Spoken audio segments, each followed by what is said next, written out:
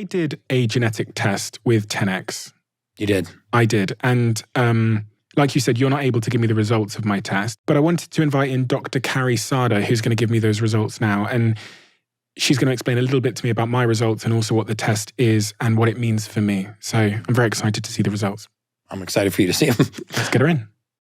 A couple of days ago, I had someone come to my studio and they did a swab inside of my mouth for something called the 10X genetic methylation test, I believe. What was that test and why did I do it? You did it to look at the 5 major genes of methylation. So remember that if we pulled your entire genetic code, we would get a lot of non-actionable information. I could see that you have dark olive skin, you have dark eyes, you have detached earlobes, but there's nothing you can do with that genetic information. We want genetic information that's actionable. So while you can't go in and fix the gene, you can very often supplement for its function. And the genes of methylation are very special because they code for the process of converting one raw material into the usable form. So in other words, we take in folic acid or its derivatives, but we convert it into a usable form called methylfolate. And so this process is called methylation. It's the most important process that human beings go through. We do it 300 billion times a day. And when you have breaks in certain genes, this means that your body is not converting one raw material into the usable form. And this causes a deficiency. And very often, it's this deficiency that leads to some of the most common ailments that we suffer from. Dr. Carrie Sada. Hello. Thanks for having me. Could you give us a little bit of your bio and your background?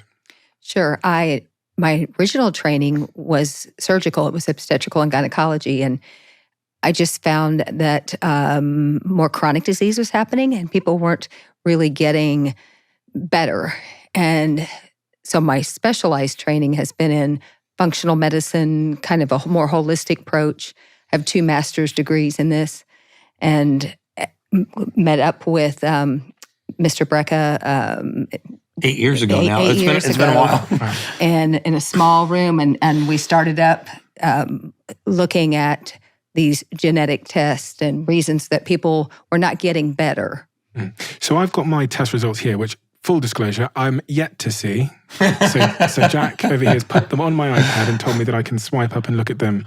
So what am I looking at here and what does it tell me? Okay, so with your permission that we can share that, of course, because that's important. Only if it's good. I'm joking. Well, I do want to tell you, your parents did you a solid. Yeah, they did. You won the genetic lottery. So remember that in genetics, I think people get confused. Genes are like blueprints. So your mother writes half of that blueprint and your father writes the other half. And you're born with that, you'll take that to your grave. So when you do have something that isn't quite exactly what you want it to be, variant is the term that we tend to use. When that does happen, we want to find out ways to work around that. How we color code this to make it understandable is if you have a kind of a normal copy and a normal copy from each parent, that's green. And if you have one copy from a parent that is normal, but one copy that is not, we're going to color that yellow. And you have one of those. And if you have both copies are not normal, that's red. And you don't have any of those, which is great. And the significance to that is the green genes will code 100%. You're good to go. Yellow genes, about 40%. Red genes, 10 or less. And kind of think of it like putting spokes in a wheel. It just kind of clogging it up because these genes do follow a pathway. It's the methylation pathway. I like to think of methylation as activation.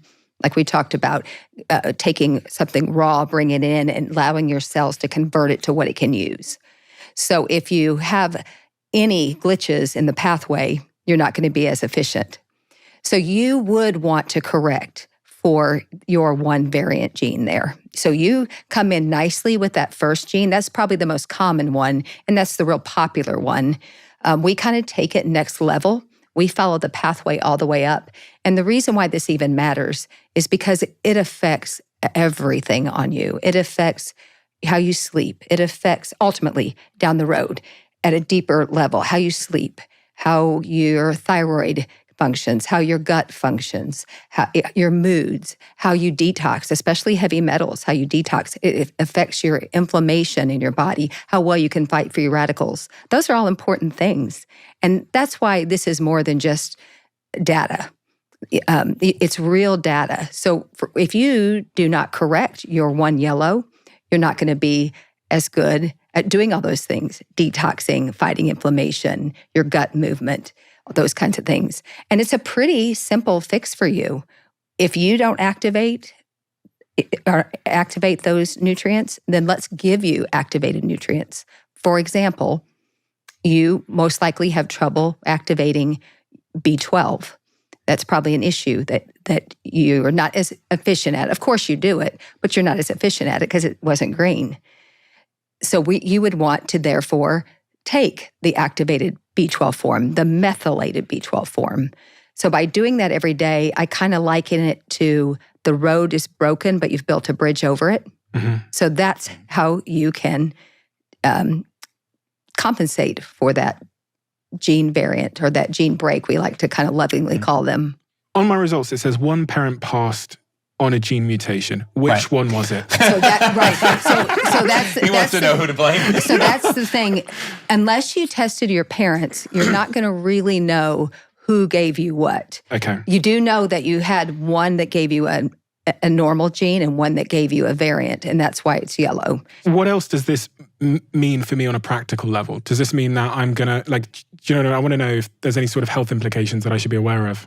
So anytime you have any kind of variant in your methylation, especially in the lower pathway, you have to understand that it is going to affect it all the way up. Okay. So effects can be all the way from simple sleep issues to all the way to not being able to sleep at all. It can be mood, gut issues. Okay. But you can take it out of the loop with the supplement. Are you able to tell me about the worst sort of profile you've seen and the sort of real world consequences of that when all 5 markers of their... Are interrupted. Yeah, we've seen them where there's a heavy mix of red and green. Okay. And this is where you see significant personality alterations, significant what we would refer to as mental illness, severe ADD, ADHD, OCD, manic depression, bipolar. You see very high propensities for addiction because of the depleted level of dopamine.